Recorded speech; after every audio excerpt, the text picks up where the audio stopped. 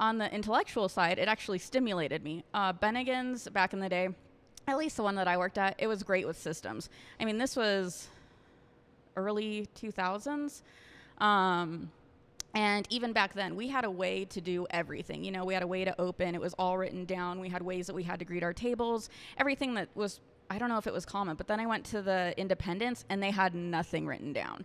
And, you know, they had all this heart and they had all these big goals, but I mean, it just wasn't being achieved. What was it like to transition from that controlled system to mayhem? It was shocking. That's what got me, and it's what stuck with me all these years, is to see on one side, maybe not the heart, in my opinion, and this isn't trying to bash chain restaurants, but they don't have the heart. You know, they don't have that owner that's constantly there, that's put their heart, soul, blood, sweat, tears into the restaurant. Right, yeah. But the Independents do. But they have all those systems, and they have everything to make it work, and they get these crowds. And I mean, back in the day, we had, you know, 2-hour waits at Bennigan's. But then you go over to these Independents that are putting their blood, sweat, tears, and trying so hard.